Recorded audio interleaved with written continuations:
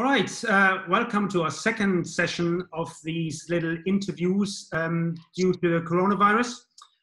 You might have joined us for the last one with José Hermida a few days ago, where we had the chance to have a chat with him about how he's getting on during these rather testing times. And today, as you can see already on my side, I've got someone else really special with me, and this is obviously Miss Gunn-Rita Dahle Flesjå, one of the living mountain bike legends, and luckily still a Merida ambassador for us. So my name is Michael Wilkinson from Merida, and obviously the idea is the same as last time. We're going to have a little chat with Gunn-Rita in this case to see how she's getting on in these rather difficult times. So officially, hello Gunn-Rita, thanks for joining us. Thank you, yourself. Thank you. We had a little chat before and obviously tried to get a little bit of an idea of what it's like at the moment in Norway. And you gave us a little bit of a rundown, but for our viewers, what's the situation currently in Norway? What are you allowed to do and where are you restricted? No, it is kind of lockdown, but we are allowed to be out in Norway. We had more than 3 weeks homeschool. We had office at home. Most people don't go to the grocery just when they have to. But in Norway, we are allowed to go out if we are not more than 5. Okay. And all restriction, not allowed to be at the cabin or the summer house, holiday house.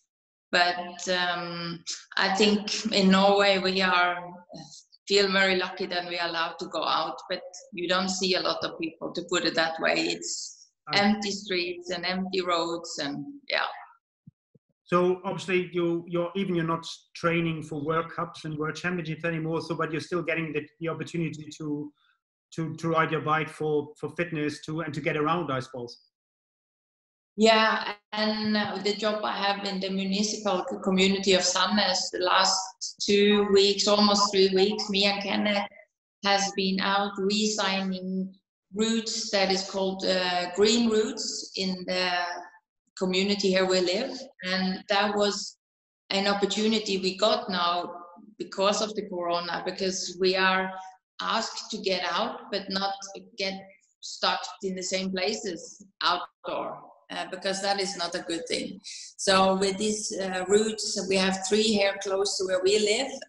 That is about 20 k's every route. And now we got the chance and hurry up to re-sign these and promote them very well to get ready for Easter holidays. So we can give and tell people that these are nice family typical cycling routes to enjoy now when times is like they are.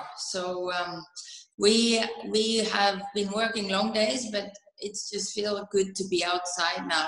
And yeah, you think a lot about these countries that has really tough times and also a lot stricter restriction than we have in Norway. Yeah, we obviously talking to José, and in Spain is complete lockdown, so all his exercise is certainly limited to his own little studio and doing things at home and being probably imaginative is what we can do. Obviously, he's fairly well set up, but he did say is purely in your own 4 walls rather than being able to go outside. But obviously, your job is not just there to kind of give routes for people for leisure cycling. I think it's also part which could be, you can argue, a little bit of a silver lining of this, perhaps, that more people start using a bike again to get from A to B, to ride to work, to ride to the shops, perhaps to ride to school. Because as you're both saying earlier, that's perhaps something which in Norway you're saying has probably become less and less. So maybe this is going to encourage people, and part of your role, I suppose, is to encourage people to do so. Yeah, it's our daily job for me and Kenneth is more like looking at the community we live in, create better roads and more, or maybe shorter, better connections, and it's all about making it more attractive to people to choose the bike instead of the car. Yeah. Because if we have the growth in numbers of cars in our community, in 10 years it's not a nice place to live. That's the fact. So it's not about racing, it's not about becoming in super shape, it's more about the daily activity you do, and then transport from A to B. Choose the best choice. Number one will be the bike. That's what we try to do a difference in. That's great to hear. And obviously, as you said, maybe this is one of the positives outcome that more people are going to embrace not just bikes but general activity as a thing in their life, and perhaps use walking, cycling, and perhaps even public transport more as a way of getting from A to B. Talking about sorry, Michael, there was a big kind of case in the news now, one of the last days, that bike shops in our region are really busy these days, and I think that has about to do this fact that people are getting bored staying home. They don't know what to do because everything is closed, but they're allowed to go out by bike. So they take out the old bike that hasn't been used for many years, but it needs service. And kids ask, can we buy a new bike because the old one is too small? I haven't used it for many years. So the bike shop in the region are really busy at the moment. And that's a good thing in this situation we are in, for sure. Absolutely, yeah. But obviously, we've seen recently on some of your social media posts that you're obviously not just out riding all the time outside. I mean, you obviously also done some training, I believe, with your son on the turbo trainer, etc. So you're obviously doing some of your training indoors as well. I know you're not forced to do so, but looking at our Merida fans who are out in countries, Spain being one of them, where they can't do that, have you got any sort of tips, advice perhaps, or perhaps even specific exercises you can suggest of what they can do to maybe stay physically and mentally fit during these testing days? Of course, it's doing home housework. Work is also exercise. At least I put it that way. To put on some music, good music with energy, full gas, and you put your watch on and you say, okay, I work through the house. I have this on the list, and then I work 2 hours non-stop. Yeah. And that's a good workout, actually. And it feels great after because the house is totally clean. Yeah. And yeah.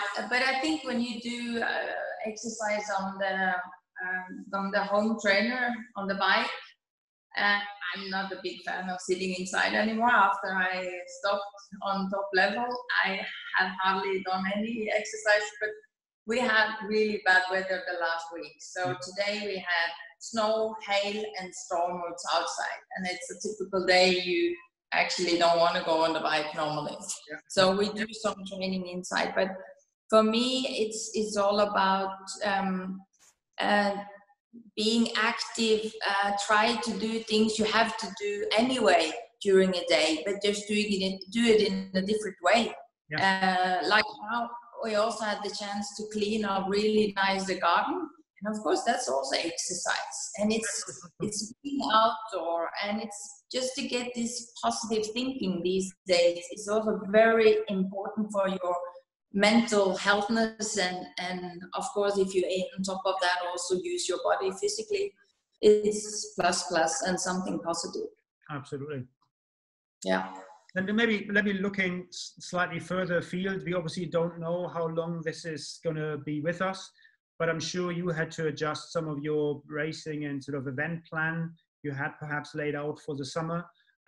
But looking a bit further afield, have you still got anything you're working towards or looking forward to you might be doing later in the summer or the autumn perhaps? I have to keep a certain fitness level. Of course, it's not really good at the moment, I feel, but I compare it for what it was for 2 years ago when I was a top athlete in my sport. And I don't know if I mentally will be normal, what I could compare myself to. I always will compare myself to what I was. So my fitness level will never be good again, probably. Yeah. but of course, I put up to do the long, toughest distance in Salzkammergut Trophy in July. Yeah. I'm not sure if that will happen this year or not. If not, I will for sure put it up as a challenge next year again. That hasn't been cancelled yet. That's still in theory going ahead. That hasn't been. I'm not sure. I thought it was still on, but I don't publish it at the moment for sure. But I also put on a race in Hungary, and also in, let's see, yeah, there is a few more races in August and September. Mm-hmm. And hopefully we also have the big event in France in October. Yeah. I forgot the name, or that's not possible. Yeah, Rock the Sur.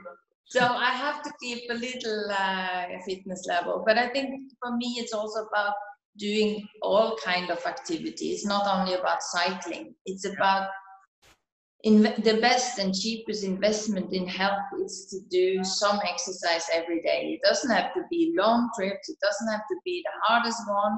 So for me, it's about skiing, it's roller skiing, it's running, it's hiking and biking. These days it has been less even we are allowed to go out, but that is just, you feel that it's not a time where you do more than maybe, because you also want to do your thing to fight this and follow the rules that matter and take care and stay away from people. That's what we are encouraged to do, so we can work and fight to not spread the coronavirus more than we have to. So, but in daily life, normally for me, it's a lot to do different activities. It's not only cycling anymore, even though I love it. Yeah. We had to go out today and do some work by bike, and I enjoy every moment, even though we had terrible weather today.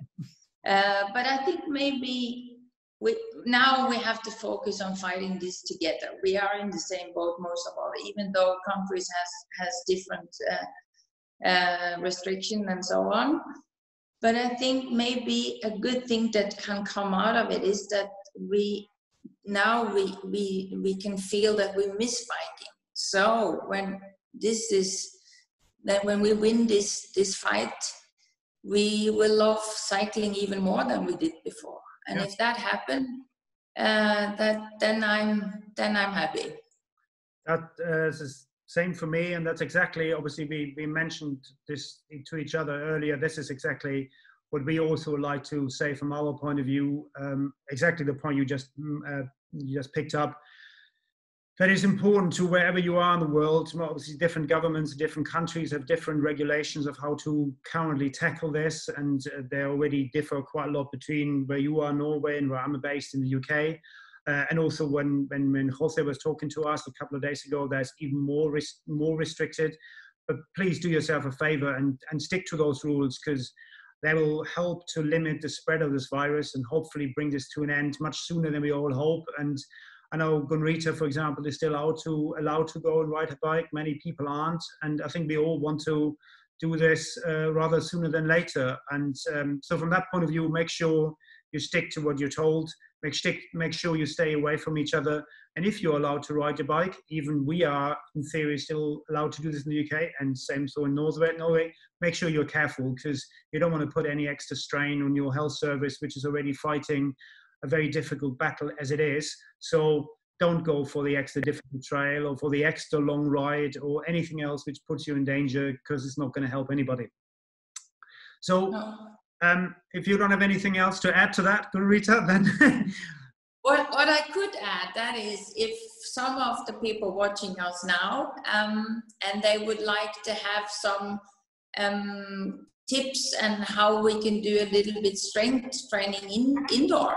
Yeah. I could put a little film together one of the next days and we can post it. But then you guys have to contact Michael and say, yes, we would like to have some strength, little insight movie we can do, or exercise we can do. That would be fantastic, and that's effectively, you're bringing me perfect introduction to my final point, that the next person we're going to be talking to on a little series here is Tony Ferrero, our Spanish enduro and e-bike specialist, and he's done exactly this already, and they've been can be really popular with some people, because some people might be a little bit stuck inside and might be looking for a little bit of inspiration. So if you have the opportunity to do something from your end and maybe send us something in the next few days, we'll certainly put it up. And as far as I can tell, people are looking forward to having a look to get some inspiration, some extra ideas, some different stuff they're doing perhaps already anyway. So that would be fantastic.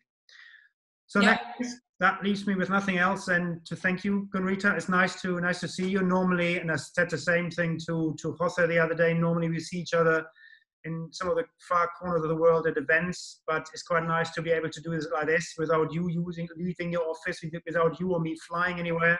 It's fantastic. So modern technology can be a good thing at times. So thanks again for joining us. Yeah, thank you. Thanks for everybody who joined this little video, and we're going to get better at this, believe it or not. To be honest, this is the second time we're doing this. So obviously by the end of a little series, we're going to be really spot on with everything. But anyway, thanks for your time. Thanks, Gunn-Rita, again. Ride healthy, or ride safe, and stay healthy, and see you soon. Thanks a lot.